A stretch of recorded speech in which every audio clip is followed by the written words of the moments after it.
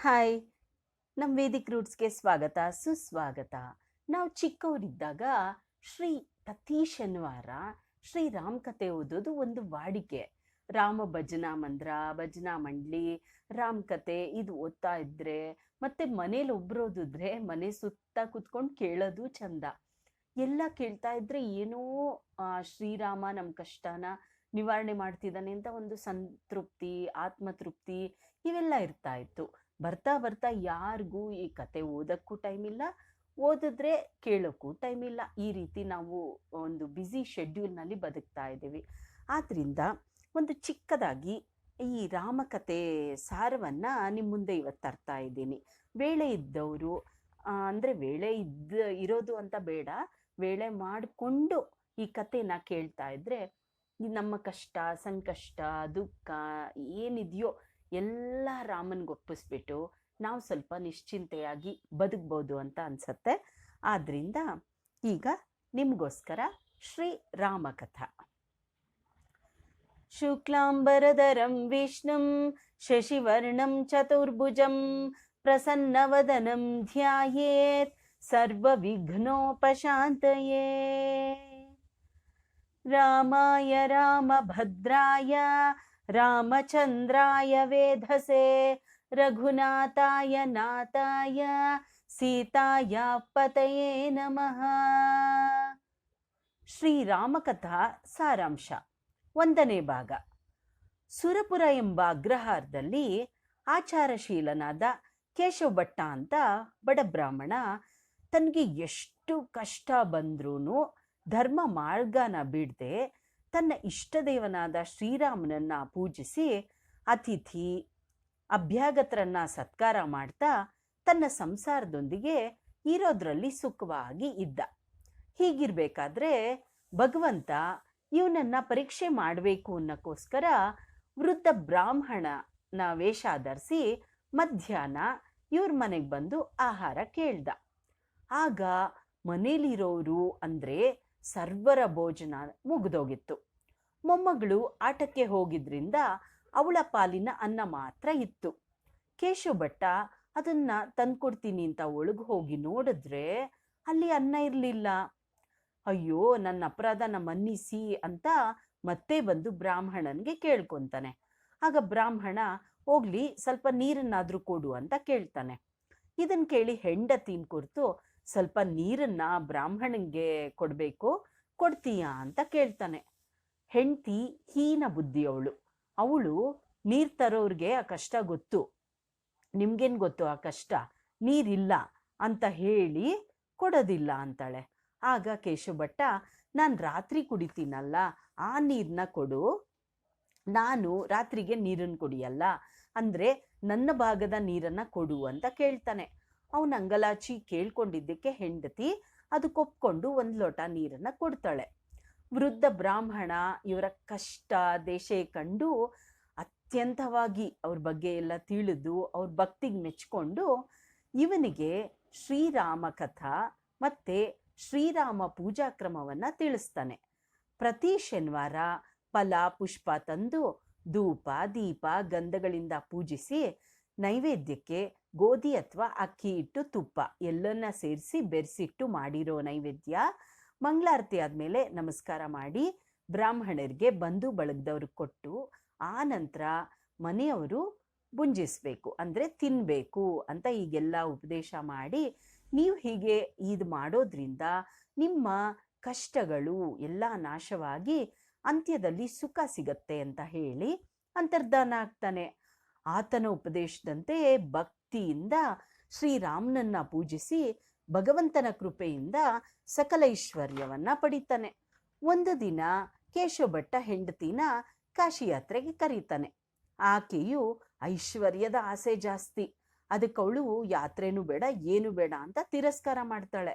ಆದರೆ ಆ ಬ್ರಾಹ್ಮಣ ಮಗನನ್ನು ಕರ್ಕೊಂಡು ಶ್ರೀರಾಮ ಪೂಜೆನ ತಪ್ಪದೇ ನಡೆಸಲು ಹೇಳಿ ಹೊರಡ್ತಾನೆ.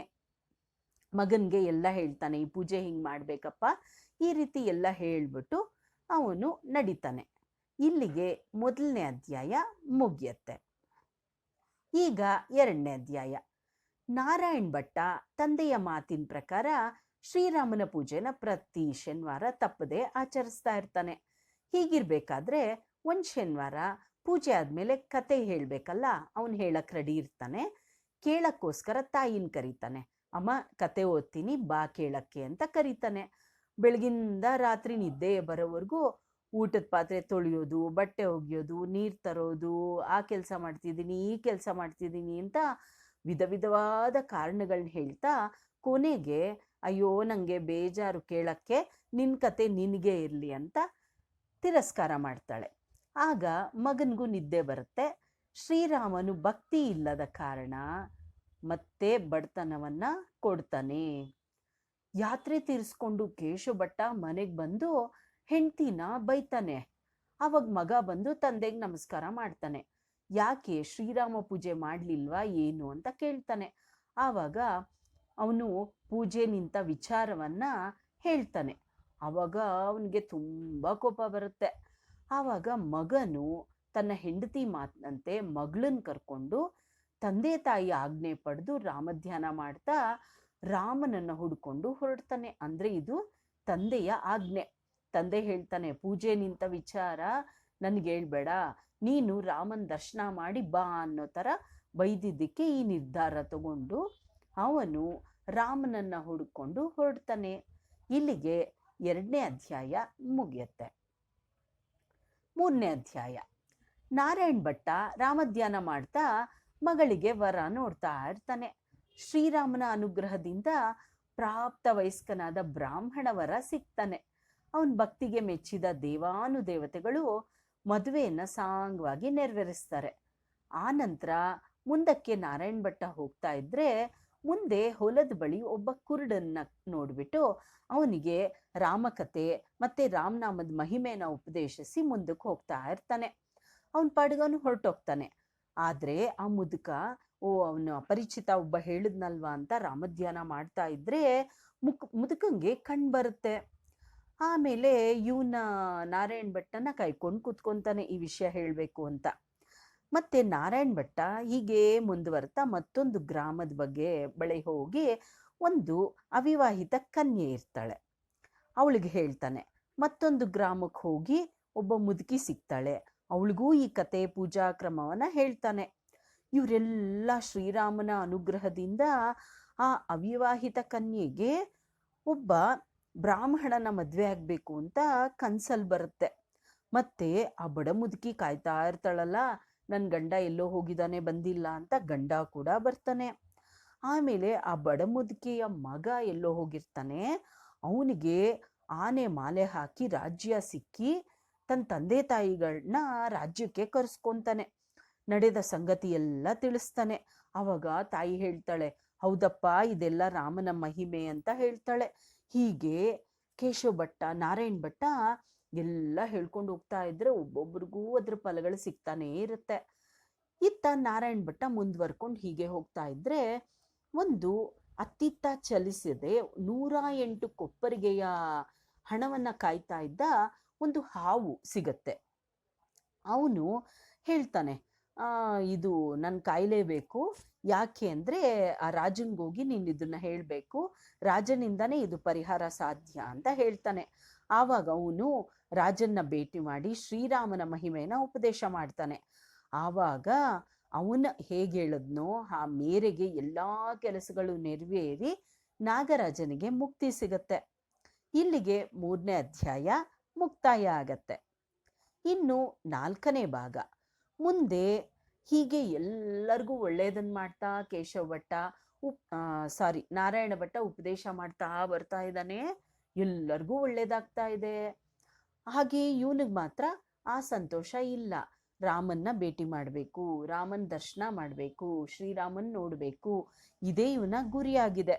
ಮುಂದೆ ರಾಮ ಒಂದು ಬಡ ವೃದ್ಧ ಬ್ರಾಹ್ಮಣ ವೇಷ ಧರಿಸ್ಕೊಂಡು ನಾರಾಯಣ ಭಟ್ಟ ಮುಂದೆ ನಿಂತ್ಕೊಂಡು, ನೀನು ಅರಣ್ಯದಲ್ಲಿ ಹೀಗೆ ತಿರುಗ್ತಾ ಇದೆಯಲ್ಲ, ಇದಕ್ಕೆ ಕಾರಣ ಏನು ಅಂತ ಕೇಳ್ತಾನೆ. ನಾರಾಯಣ ಭಟ್ಟ, ನಾನು ಸೀತಾ ಲಕ್ಷ್ಮಣ ರಾಮಚಂದ್ರರನ್ನ ನೋಡಬೇಕು, ಇದೇ ನನ್ನ ಆಸೆ ಅಂತ ಹೇಳ್ತಾನೆ. ಅವನ ಭಕ್ತಿಗೆ ಮೆಚ್ಚಿ ರಾಮ ಸೀತಾ ಲಕ್ಷ್ಮಣ ಭರತ ಶತ್ರುಘ್ನ ಆಂಜನೇಯ ಸಮೇತರಾಗಿ ದರ್ಶನ ಕೊಟ್ಬಿಟ್ಟು ನೀನು ಇವಾಗ ವಾಪಸ್ ಹೋಗ್ಬೇಕು. ಹೇಗೆ ಹೋಗ್ತೀಯಾ ಅಂದರೆ ನೀನು ಯಾರ್ಯಾರನ್ನು ಸಂಧಿಸಿದ್ಯೋ ಅವ್ರನ್ನ ಮತ್ತೆ ನೀನು ಪುನಃ ಸಂಧಿಸ್ಕೊಂಡೇ ಹೋಗಬೇಕು ಅಂತ ಹೇಳ್ತಾನೆ. ಆಗ ನಿನಗೆ ಕೆಲಸ ಎಲ್ಲ ಕೈಗೂಡುತ್ತೆ ಅಂತ ಹೇಳಿಬಿಟ್ಟು ರಾಮ ಅಂತರ್ಧಾನ ಆಗ್ತಾನೆ.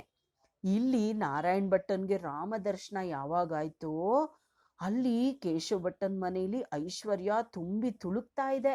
ಆಗ ನಾರಾಯಣ ಭಟ್ಟ ತಂದೆ ಕೇಶವ ಭಟ್ಟಂಗೆ ಅರ್ಥ ಆಯ್ತು, ಓ ನನ್ನ ಮಗ ರಾಮಚಂದ್ರನ ದರ್ಶನ ಮಾಡಿದಾನೆ ಅಂತ. ಆಗ ಮಗನ್ನ ಕಾಯ್ತಾ ಇದ್ದಾನೆ. ಹೌದು, ನನ್ನ ಮಗ ನೋಡಿದಾನೆ, ಅದಕ್ಕೆ ನಮಗೆ ಪುನಃ ಐಶ್ವರ್ಯ ಬಂದಿದೆ ಅಂದ್ಬಿಟ್ಟು ಅವನಿಗೆ ಅರ್ಥ ಆಗಿ ಮಗನನ್ನ ಆಗಮನ ನಿರೀಕ್ಷಣೆ ಮಾಡ್ತಾನೇ ಇದ್ದಾನೆ, ಅಂದರೆ ಕಾಯ್ತಾ ಇದ್ದಾನೆ. ಇಲ್ಲಿಗೆ 4ನೇ ಅಧ್ಯಾಯ ಮುಕ್ತಾಯ ಆಯಿತು. ಶ್ರೀರಾಮನ ಸಂದರ್ಶನದಿಂದ ನಾರಾಯಣ ಭಟ್ಟ ಹಿಂದಿರುಗಿ ಬರ್ತಾ ಇರ್ತಾನೆ. ಆಗ ದಾರಿಲಿ ಕೆರೆ ಕಟ್ಟಿಸ್ತಾ ಇದ್ದ ರಾಜನ ಬಳಿ ಬಂದಾಗ, ಅಂದರೆ ಕೆರೆ ಕಟ್ಟಿಸ್ತಾ ಇದ್ದಿದ್ದು ಅಂದರೆ ಈ ಕೆರೆ ಕಟ್ಸೋಕ್ಕೆ ಅಲ್ಲಿ ಒಂದು ಹಾವು ಮಲಗಿತ್ತು. ಆ ಹಾವು ಶ್ರೀರಾಮ ಕಥೆ ರಾಜ ಹೇಳಿದ್ರಿಂದ, ಪೂಜೆ ಮಾಡಿದ್ರಿಂದ ಹಾವು ಅಂತರ್ಧಾನ ಆಗಿ ಜಾಗ ಬಿಟ್ಕೊಟ್ಟಿರುತ್ತೆ. ಆ ಜಾಗ ಬಿಟ್ಕೊಟ್ಟಾಗ ಅವನು ಕೆರೆ ಏರಿನ ಕಟ್ಟಿಸ್ತಾ ಇದ್ದಾನೆ. ಮತ್ತೆ ಅದಲ್ಲದೆ ರಾಜನ ಸ್ವಪ್ನದಲ್ಲಿ ಬಂದಿರುತ್ತೆ, ನಿನ್ನ ಮಗಳನ್ನ ಆ ಬ್ರಾಹ್ಮಣರಿಗೆ ವಿವಾಹ ಮಾಡಿಕೊಡು ಅಂತ ಸ್ವಪ್ನ ಬಂದಿರುತ್ತೆ. ಅದಕ್ಕವನು ನಾರಾಯಣ ಭಟ್ಟನ್ನ ಕಾಯ್ತಾ ಇರ್ತಾನೆ. ಬಂದ ತಕ್ಷಣ, ನೋಡು ನಂಗೆ ಸ್ವಪ್ನದಲ್ಲಿ ಈ ಬಗ್ಗೆ ವಿಚಾರ ಬಂತು, ನನ್ನ ಮಗಳನ್ನ ನಿನಗೆ ಮದುವೆ ಮಾಡಿಕೊಡ್ತೀನಿ ಅಂತ ರಾಜ ಮರ್ಯಾದೆಯಿಂದ ಮದುವೆ ಮಾಡಿಕೊಡ್ತಾನೆ.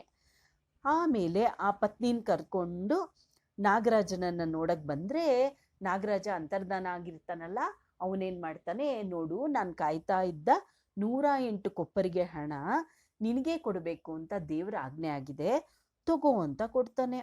ಆಮೇಲೆ ಮುಂದಕ್ಕೆ ಬರ್ತಾ ಬರ್ತಾ ವೃದ್ಧ ಮುದುಕಿ ಕಾಯ್ತಾ ಇರ್ತಾಳೆ. ಅವಳು ಎಲ್ಲ ವಿಷಯ ಹೇಳ್ತಾಳೆ. ಹಿಂಗೆ ನಡೀತಪ್ಪ, ನನ್ನ ಗಂಡ ಬಂದ, ಮಗಂಗೆ ಹಿಂಗೆ ರಾಜ್ಯ ಸಿಕ್ಕಿದೆ ಅಂತೆಲ್ಲ ವಿಷಯ ಹೇಳಿ ಖುಷಿಯಿಂದ ರಾಜ ಮರ್ಯಾದೆನ ಮಾಡ್ತಾರೆ. ಆಮೇಲೆ ಮುಂದೆ ಹಾಗೆ ಹೋಗ್ತಾ ಇದ್ರೆ ಒಬ್ಬಳು ಕನ್ಯೆ, ಅವಿವಾಹಿತ ಕನ್ಯೆ ಇರ್ತಾಳಲ್ಲ, ಅವಳು ಸ್ವಪ್ನದಲ್ಲಿ ನನಗೀಗ ಬಂತು, ಈಗ ಮದುವೆ ನಿನ್ನನ್ನೇ ಮಾಡ್ಕೋಬೇಕಂತೆ ಅಂತ ಹೇಳ್ತಾಳೆ. ಇವನು ಏನಪ್ಪ ಮಾಡೋದು, ನನಗಾಗಲೇ ವಿವಾಹ ಆಯ್ತಲ್ಲ ಅಂತ ಯೋಚನೆ ಮಾಡ್ತಿರ್ತಾನೆ. ಆದರೆ ಇಲ್ಲ, ದೇವರ ಆಜ್ಞೆ ಆಗಿದೆ, ನನ್ನೇ ನೀನು ಮಾಡ್ಕೋಬೇಕು ಅಂದಾಗ ಅವಳನ್ನು ಕೂಡ ಮದುವೆ ಮಾಡಿಕೊಂಡು ಮುಂದಕ್ಕೆ ಬರ್ತಾ ಇರ್ತಾನೆ. ಅಲ್ಲಿ ಕಣ್ಣು ಬಂದ ಗೌಡ ಅವನನ್ನು ಕಾಯ್ಕೊಂಡು ಕೂತಿರ್ತಾನೆ. ನನಗೆ ನಿನ್ನ ಮಹಿಮೆಯಿಂದ, ನೀನು ಹೇಳಿರೋ ವಿಚಾರದಿಂದ ನನಗೆ ಕಣ್ಣು ಬಂತು ಅಂತ ಹೇಳ್ತಾನೆ. ಆವಾಗ ಅವನು ಕೂಡ ಸಕಲ ಮರ್ಯಾದೆ ಮಾಡ್ತಾನೆ. ಆಮೇಲೆ ಅಲ್ಲಿಂದ ಹೊರಟು ಆಮೇಲೆ ಅಲ್ಲಿಂದ ಬಂದು ಪೇಚಾಡ್ತಾ ಇರ್ತಾಳಲ್ಲ ಮಗಳು, ಅವಳ ಮನೆಗೆ ಬಂದು ಮಗಳು ಅಳಿಯನ್ನ ಕರ್ಕೊಂಡು ಸುರಪುರಕ್ಕೆ ಕರ್ಕೊಂಡು ಬರ್ತಾನೆ. ಎಲ್ಲ ವಿಷಯನ ತಂದೆ ತಾಯಿಗೆ ಪ್ರತಿಯೊಂದು ಸಂಗತಿನ ವಿಚಾರಿಸಿ ಹೇಳಿ ಎಲ್ಲ ವಿಶದವಾಗಿ ತಿಳಿಸಿ ಶ್ರೀರಾಮ ದರ್ಶನ ಆಗಿದ್ದು ಕೂಡ ಹೇಳ್ತಾನೆ. ಆವಾಗ ಎಲ್ಲರಿಗೂ ಸಂತೋಷ ಆಗಿ ಎಲ್ಲರೂ ಸೇರಿಕೊಂಡು ಶ್ರೀರಾಮಚಂದ್ರನ ಪಟ್ಟಾಭಿಷೇಕವನ್ನು ಅಧಿಕ ವಿಜೃಂಭಣೆಯಿಂದ ಮಾಡ್ತಾರೆ. ಆಗ ಶ್ರೀರಾಮನು ಭಕ್ತರಿಗೆಲ್ಲ ದರ್ಶನ ಕೊಟ್ಟು ಅವರವರು ಮನಸ್ಸಲ್ಲಿ ಏನು ಅಭಿಷ್ಟ ಇಟ್ಕೊಂಡಿರ್ತಾರೋ ಅದನ್ನು ಪೂರ್ತಿಗೊಳಿಸಿ ಅಂತರ್ಧಾನ ಆಗ್ತಾನೆ. ಇಲ್ಲಿಗೆ ಶ್ರೀರಾಮ ಕಥಾ ಸಂಪೂರ್ಣ ಆಯಿತು. ರಘುಪತಿ ರಾಘವ ರಾಜ ರಾಮ ಪತಿತ ಪಾವನ सीताराम ईश्वर अल्लाह तेरे नाम सबको सन्मति दे भगवान रघुपति राघव राजा राम पतित पावन सीताराम। मंगलम रघुवर मंगलम अगहर मंगलम अगणित गुरवर जगवीर मंगलम मुनिसुत मंगलम धनुजारि मंगलम अवनिज नायक जय मंगलम दीन दयाकर जय मंगलम नित्य शुभ मंगलम ಜಯಮಂಗಳಂ ನಿತ್ಯ ಶುಭಮಂಗಳಂ ಶುಭಮಂಗಳಂ. ಇಲ್ಲಿಗೆ ಶ್ರೀರಾಮ ಕಥಾ ಸಮಾಪ್ತಿಯಾಯಿತು. ನೋಡಿದ್ರಲ್ಲ, ಶ್ರೀರಾಮ ಕಥೆ ಚಿಕ್ಕದಾಗಿ ಚೊಕ್ಕದಾಗಿ ಇದೆ.